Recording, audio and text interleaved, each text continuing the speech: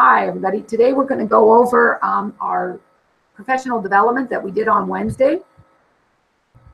So I'm going to share my screen out. Here we go. It's going to be a little strange at first, and we're going to present to everyone. And then I am going to shrink the screen, and we're going to get started. All right. So the presentation we did on Wednesday was vocabulary instruction in the classroom. And we used research-based information to help teachers use a variety of methods to teach vocabulary. We started off with an icebreaker of educational acronyms and wanted to have the teachers see how many of these acronyms they actually knew what they meant. And that, in relationship to our students, is there's a lot of acronyms in their academic content. So we just wanted to bring an awareness to the fact that acronyms are also a part of our vocabulary. The learning objective for the day was that teachers will participate in activities to gain understanding of research-based vocabulary instruction. The essential question that we're going to walk away with was, how might varying vocabulary instruction aid students' communication in college and career readiness? And so the key word here in the essential question is varying your vocabulary instruction. We want strategies that offer a variety of learning, not just word and definition. So that's today's goal. Now, we looked at some research, presented some research, and we want you to pay attention to bullet point number 2. Young children in poverty hear on average 650 words an hour. Middle-class children about 1,251, and children of professionals about 2,153 words in an hour. So why is this relevant to us? Well, let's look at some data. Let's look at the percentage of persons living in poverty. The national average is much lower than it is here in the Central Valley. There's Madera County, and look at our surrounding counties, Fresno County and Merced. So you can see that the children in our classroom come from a large percent living in poverty. And let's just a reminder that the children living in poverty only hear an average of 615 words in an hour. So it's really important that we and expose our children to as many words as possible in the classroom. Next, we looked at terms per subject area, per grade level. So we focused on level 4, which is your secondary level, and teachers had a little opportunity to look at this, and everyone was surprised that social science has so many terms. They were the winner in the number of terms. Compared to science, we all think that science has crazy amount of terms, and they do, but social science has even more. Now, keep in mind, these are tier 3 terms. These are pure academic content terms, tier 3.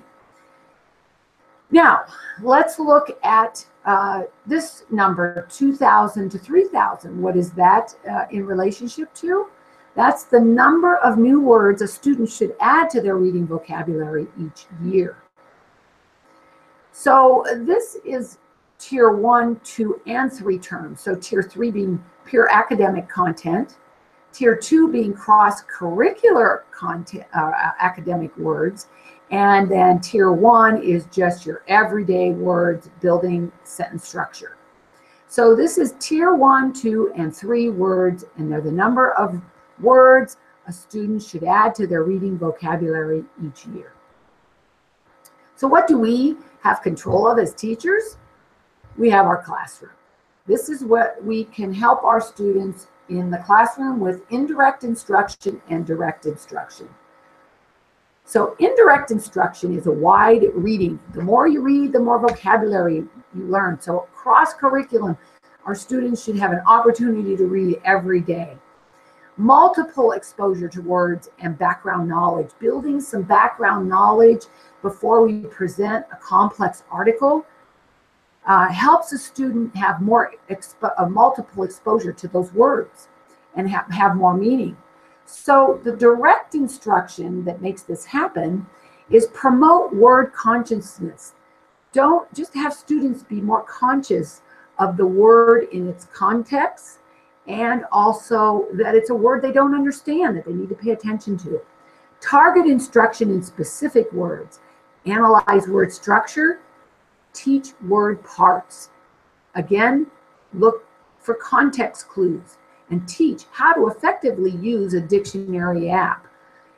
In this day and age, the definition is literally at our fingertips with touch screens. We touch the word, the definition appears. So make sure students are taking advantage of these tools that we have. We use these guidelines in our direct instruction. Guidelines 1, 2, and 3 relate to each other in that we should be using them daily. You can use all 3, maybe just 1, or a combination. But 1, 2, or 3 should be used daily in our instruction. We should provide description, explanation, or example of new terms. Students restate the explanation in their own words, practicing fluency. That's letting them build their tier 1, 2, and 3 words. Students create non-linguistic representation of terms. This is multimedia, bringing multimedia learning into the vocabulary building in with pictures and words side by side. So one of the 3 or all 3 should be used daily in building vocabulary. Now the next 3, number 4, 5, and 6, they're periodic activities. So let's do activities that help them add to their knowledge, creative activities that let students play with their vocabulary words. We're going to present an example today with word clouds. Periodically, number 5, students are asked to discuss the terms with one another. So you can pair share or use things like Flipgrid and audio recording tools to build that fluency, to have discussion, to get comfortable with using the words. And number 6 is periodically students are involved in games that allow them to play with the terms. Okay, so let's get started. So we worked with activity 1, we did a word cloud. So ways to use word clouds in the class is you're starting a unit and there might be a complex article. So you can highlight the article and put it in a word cloud and it will bring the terms out that are new and also used frequently. You can have the students then hand them a copy of your picture, your word cloud, and have them highlight the terms they don't know and highlight the terms that in different colors, the words that are used frequently. Another way to gather words for a word cloud that students can create is you can be the teacher at the board. That's where we like to be. So you can get up to the board and interact with your students in gathering the vocabulary for the unit. Have the students spell the words out for you. Have the students say the words, and then you help them with the definitions. So now as we've gathered a board full of words, we can take the student out to WordArt. And I like using WordArt.com because it works nicely with the Chromebooks. So always have the students log in with their Google account to create an account. It will have them click on their email address to create the account, and that will bring them into WordCloud. So we want to give as little direction as possible, so we just would basically have them create. Now they would type in from the board the words, so they're going to get keyboarding skills built by typing the word, and they'll get practice on spelling. So if there's a word that is 2 words, but you want them to stay connected, you would need to use an underscore. And so we're going to go there. So they'll have their list of words. And then you might require them, say, I want you to have a shape and play with fonts. And that's it. Let them go explore. So we go to shapes and they pick a shape.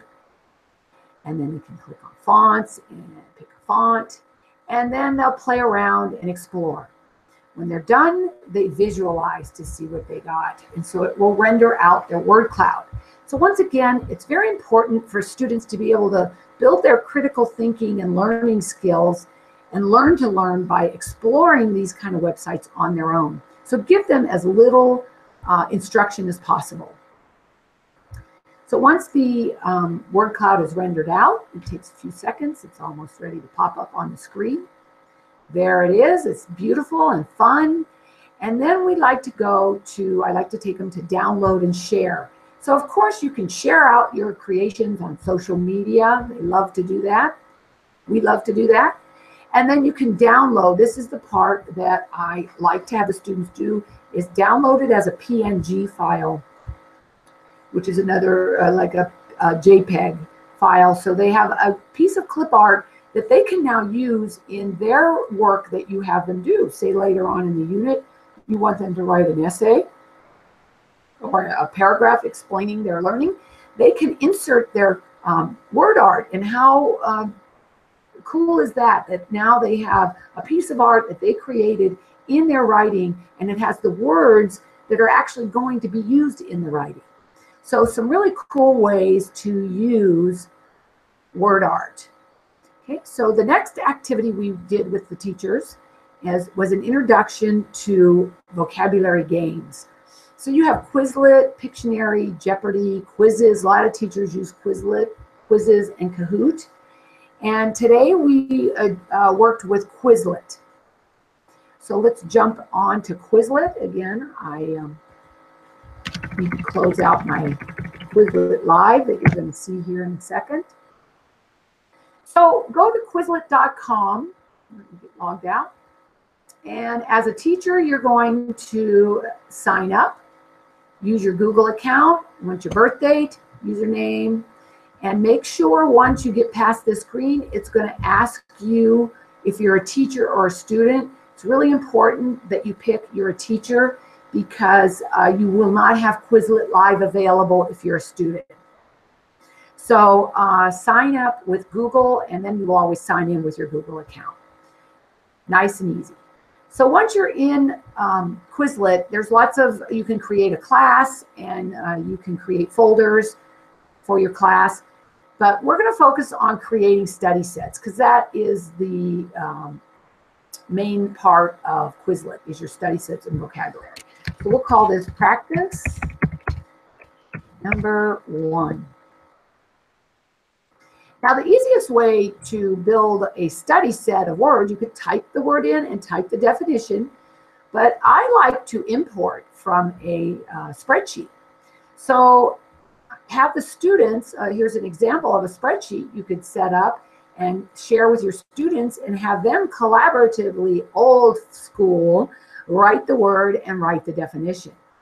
So now we've got a built set of words and definitions. Whoops. And so we would highlight a few, copy, and come back to our study set and paste. And yay, nice and easy. We have a study set, but you definitely need to always go through them, because see, sometimes little things happen and we just clean it up. So we'll delete that one. We also had a problem here with the thesis statement. I don't know why the definition jumped down here. So we can cut and paste that back up here. Clean that up, delete that. And so now we should have a nice study set to create. Oh, but Quizlet will tell you we always have to pick a language. So for our definition and our term, only for the very first one. So we're going to go English, but this also is a nice tool for teaching foreign language. Okay, so once we pick our language for term and definition, we are able to create our study set. So with a study set, you have, oh, I always forget, they allow you again to share on social media, and this also gives you a link that you can use in your Google Classroom. Okay, so once we have our study set, we have lots of tools in Quizlet to practice with flashcards, write, spell, and there's your fluency, and this comes in really handy for foreign language. There's test and some gamification here. And then the real fun game that brings your classroom to life is Google Live. So you click on Google Live. It's really simple to create a live game. You just go through Create Game, and it gives you a join code that students go to Quizlet.live, enter this game code. They will start to populate here. If a student used an unacceptable name to enter the game, you can simply click on it, and it will send him a message to choose a more acceptable name. And then once you have all your students joined, you start the game. It's that simple. It will randomly then put them in groups. Kids get up, get in their groups, and they start playing. Brings your classroom to life. So as teachers, we played this in our professional learning. We had a blast, and some of the teachers left that day and implemented it in their classroom that day. So I hope you enjoyed today's screencast of our professional learning on Wednesday. This gives you the opportunity to go through the slides and pause and maybe reflect a little bit or grab some notes. And I'm going to end the screencast now. Like I say, I hope you enjoyed this, and you can access it anytime soon here on YouTube. Thanks.